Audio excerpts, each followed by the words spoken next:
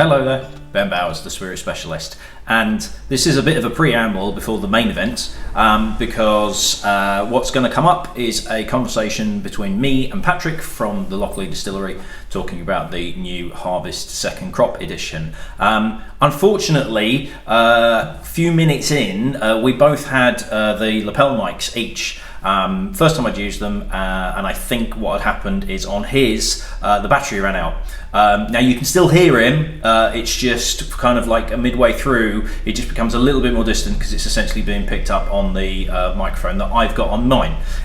Rookie error, rookie mistake, but just wanted you to make you aware. As you'll see, I also can't find the first crop sample that I had, so if you watch the bit with both of us, immediately after that will be me trying it side by side with the first crop alongside the second, and then once we've done that, I will then cut in the little bit of background history about the distillery that I've had on all my other Lochlea videos, just in case you've not seen any of them, you weren't aware where the distillery is, the history about it, where Robert Burns comes in, that sort of thing, and that'll be right at the end. So just wanted to apologise up front for his sound going a little bit wonky, but like I say, you can still hear him pretty clearly, and he's got all the necessary info. Don't forget, you can buy everything, www.spiritspecialist.com, although I say that later on, and enjoy the video. Cheers. Hello everyone, Ben Bowers, the Spirit Specialist, and I'm kind of shouting, but hopefully that'll work. So doing something a little different, I am with Patrick of Lochlea. Hello. This is the first time we've actually met in person. It is, we have done an online tasting together, but he was in the area, and you might have noticed that Lochlea Harvest Edition Second Crop came out a couple of weeks ago, but I hadn't done a video on it like I had done with the others because we knew that Patrick was coming down, so we thought, well, why not do a sort of a live video, and you can get the correct information about the distillery rather than what I just gleaned from on the internet and then cut together. So yeah, do you want to give us a bit of a background information about well, Harvest, because I think most people that are watching this will already have kind of known about the distillery itself. Yeah, sure. I'll probably cut in the background info that I've got, that I put on every other one, maybe at the end of it for people that are coming to this fresh. But yeah, if you want to kind of give just a brief overview and then where Harvest sits and what we're looking at, and also this is the second crop, so the difference between the first and the second, and I will pour a little nip. Yeah, sure thing. So the Harvest, it's been out for a couple of weeks now. It's one of our seasonal limited editions. So you'll see we've also got the Sowing here, Ploughing even as well. So these are released throughout the year to represent the different seasons on the farm. So right now on the farm, it's pretty much harvest time. I think we're looking to harvest next week. So we've released this whiskey. It's largely port driven. About 50% of the makeup is port. So that's pretty much doubled from last year's release. Ruby and Tawny Port, and that gives us what we're looking to do with the Harvest release is really capture the sort of summertime flavors. You know, so the port gives us enhances a lot of the fruity notes that are sort of naturally there within the Lochlea spirit. Yeah, so you've got Sowing, so this is second crop Sowing, so that's the start of the farming year. Then we go to Harvest, Fallow, so that's your autumnal one, that's so that's that kind of like heavily sherried version. Yeah, that's right. And then Ploughing, which I've still got a couple of bottles of the first crop left. So that was essentially winter months, and was it full maturation in ex-Isla casks? Yes. Yes. Yep. So because you don't use peat when you're drying the barley yourselves. No. It's all your own barley from your own fields. This is right. Yeah. So the way to get some kind of smokiness on would be to put it into barrels that have previously held an Isla whiskey, a very well-known Isla whiskey on the coast. You're not at liberty to divulge what distillery that is, but if you figure out that they're using quart casks, and John Campbell used to work at a particular island distillery on the south coast, probably a safe bet to say it's not that one. He's remaining quiet. Yeah, so, if anybody from the team is watching, he's like, yeah, no, that's all on me. So the Harvest, what I love about Lochlea, and as we really established when we went through the tasting where we did the first 6 releases, is there is absolutely this through line of cereal, like a sweet cereal, not biscuity. It's not like Aran biscuity. It really does. I always say this in all the videos I do. about like standing in fields of grain, and then you use your seasonal additions to kind of take it in different directions with that maturation that you're doing as well. Yeah, I mean that's exactly right. So we like to use the seasonal releases to kind of slightly show off what we can do. I mean, we've got a large variety of different casks in the warehouse at Lochlea. All the warehousing's on site as well. Worth mentioning while we're touching on that. But yeah, so this gives us a chance to use some different casks. We've obviously got the R barley, which is our core release, which is kind of more straight down the middle. And then we use the seasonal releases, as you say, to sort of pull the flavours in different ways. And the cereally note is something we deliberately, try to include in the spirit, because we spend an awful lot of time talking about barley, given the farming side of things. So the way we kind of, part of the way we do that, we have a semi-cloudy wort that comes off the mash. So we do some extra turns of the rakes in the mash, and that gives us some of literally the barley particularly coming through. Interesting. Yeah. Cereally.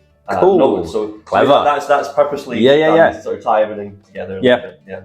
Excellent. And tasting it straight off the bat, you do get that lovely kind of warm red berry note that comes through. Interesting. Tawny Port has a little touch of drier note to it than a ruby, so you do get, but that actually works really well with that cereal note. And then you get this, it does feel like the tawny's kind of working with the cereal, and then the ruby is giving that weight, particularly on the finish as well. Yeah, absolutely. Absolute banger. I forgot, I've actually got still a little bit of the first crop. Oh yeah. So it would be interesting to try that side by side. Do you know what? I'm going to do it now. I'm going to let you sit in front of the camera like, don't worry, I'll edit it. I'll cut it out because I know exactly. He says I know exactly where I've got it. Now the thing is that because we've got these mics as well, it's entirely possible that people are going to be able to hear me talking in the back while I try and panic and find it, because I know I've got it somewhere. Maybe not. Maybe I'll cut away and then do a completely different video. Yeah. Because I don't know where it's gone. And I kept it deliberately as well. I've got... Yeah, you're not bothered about Lindors, are you? I like Lindors. Yeah, but you don't want to do it on this video, do you? Probably not. Right, I tell you what, I'll try and find it later on, and I'll do it a little side-by-side as a little cutaway. Cool. Because otherwise we could be here for hours. Yeah. And that'll probably run out. So, but, I love the fact, and I continue to love the fact, that you have this core character that is your identity, and then you can still manage to take it in different directions, and it still works brilliantly well. Yeah. It's rich and warm, and it's got that summer evening feel. Yeah, definitely. I mean, that's what we're trying to capture with this, was the summer fruit. So one of the tasting notes we've been said this came out a couple of weeks ago, so I've been doing a few tastings around the place and getting some feedback from people. One of the tasting notes that's come up 2 or 3 times now is sort of jam on toast. Yeah. Because I think that does kind of hit it, because you got this sort of like slightly like cereally breadiness of the grain, and then the fruitiness of the jam. No, I like that tasting note. That's a good one. That's one where somebody says it and you're like, damn, I wish I'd Well, I have to say, give credit to my colleague Emma. She's the first one that came up with it, but people have said it since, which is interesting. It's always interesting when you find a weird tasting note like that. Because then like people completely independent of each other say, and it's like, oh, that must be pretty accurate if everyone's picking up. No, definitely. Great stuff. Absolutely brilliant. So I can't remember what the price is, because we've got, thanks to the duty increase. So in stock at the moment, I've still got some bottles left at $54.99. But I still have the R barley, which is ongoing all the time. And to be honest, when we did that tasting, so we did the first release, the R barley, and then the 4 seasonal releases. The R barley almost seemed to be the one where everybody liked it. And then kind of people went, oh, I really like that one. I really like, not everybody was a fan of the ploughing because they didn't like peated or whatever. Exactly. But it was like the R barley was out of your first 6 was the one. It's like, no, that's really, really good all the way through. Yeah, I mean, R barley, I think on balance is probably our most popular dram, which is kind of slightly by design as well. We did it that way. But when we were coming up with the sort of recipe for that, so John had joined us, and this was his first really big project, was getting a core release. Obviously, it's extremely important for any distillery, particularly a new one, to have their core release well thought through. So John took a lot of time sort of coming up with the recipe for that, and then towards the end of the process, he basically included the whole team from top to bottom with, we had I think 4 or 5 different sort of potential routes we could go down. Yeah. And it was really cool because obviously, I mean, John's like top tier caliber. You Yeah, know? And so, you know, to have us kind of involved, it wasn't, you know, like that it was totally his project. You know, he involved the rest of the team. Yeah. And we all sort of decided what direction we wanted to go with it. And the same with the cast strength, actually. Yeah, the same thing again. So it's quite cool. So I think that's possibly why we ended up with this kind of slightly like everyman whiskey, you know, people just like in general, because there was a lot of different people involved in the creation of it.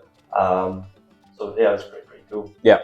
So like I say, I've still got a couple of bottles of the Ploughing first crop still available. The Sowing second crop and the cask strength. And the cask strength isn't ongoing, but there is a bit of stuff of that still around. It's still limited. It's batch one. So it is technically limited, but we do a bit more of that than we've done with the seasonal releases. Yeah. So. And I think what I'm probably going to do again is, because now we've got the cask strength, is I might well do a second crop tasting.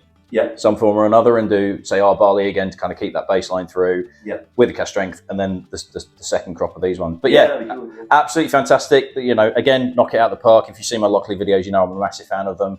And it's I will cut to a side-by-side with the first crop, because this feels richer. And I'm assuming older stock in it as well. Yeah, slightly older stock. And also, basically what we did with this year's seasonal releases, you know, last year we were kind of testing the water a bit, seeing how the spirit responds to different cask types. Because obviously we're like a brand new distillery, so we don't necessarily know how each cask is going to come out. We haven't really got a historical backlog to be like, oh, we know what it's like. So what John's done this time, you know, the feedback from last year, people really enjoyed the first crop of the harvest.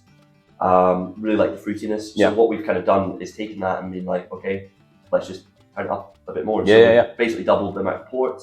We also changed from Oloroso to STR casks we've used in this. Okay. Oloroso, bourbon, STR, and port. Yeah. So the STR gives it a slight pepperiness, which you find, for me anyway, is kind of on the finish or on the tip of your tongue. You can get this like slight pepperiness.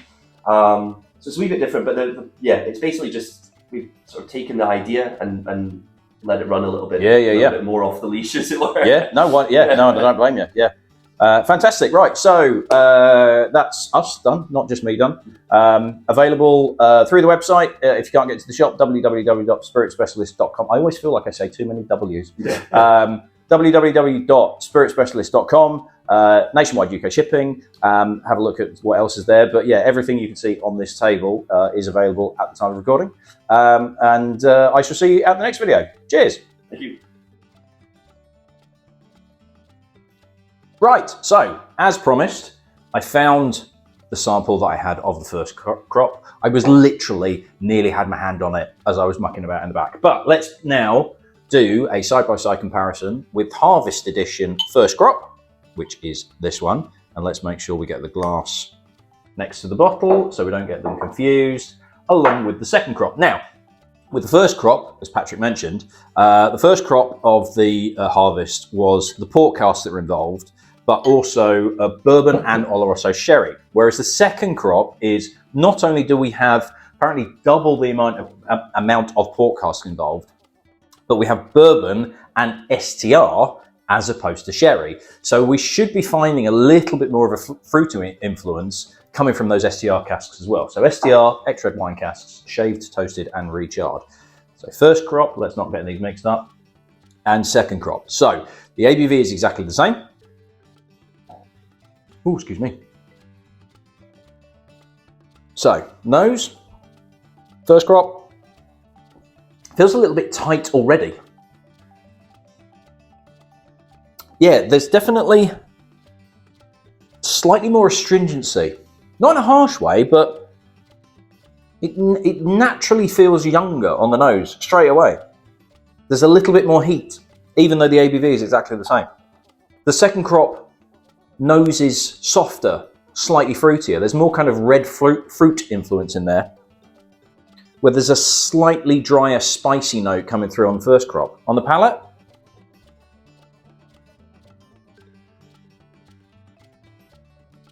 sort of continues through. A little bit more of a tannin element coming through, particularly on the palate. That's slightly drying. The red fruit element's there, but it's got a little bit of a tannin note.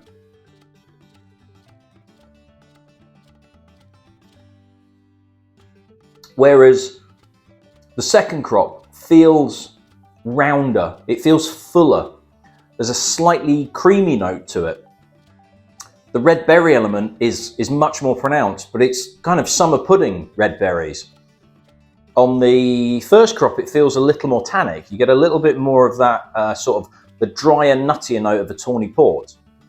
Whereas here, it's still there, but it's slightly dialed down a touch, and it allows more of those summer berries to come through. That jam on toast description is absolutely brilliant, because in both, you still get that through line of the Lochlea character of grain, cereals, barley, that sort of feel.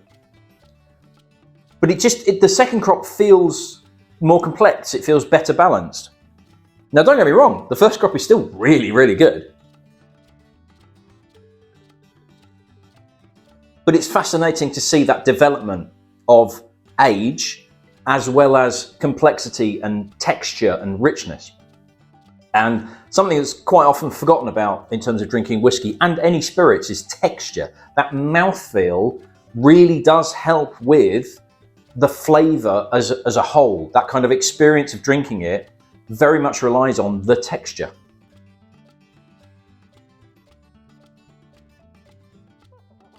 You really do get more going on without that it's just the youth. I think it genuinely is the youth. Now, I don't, strangely, get as much of an influence on the second crop. It doesn't feel like the STR is pushing its way through. It might just be that it's accentuating the port element that's in there that is also increased over the first crop.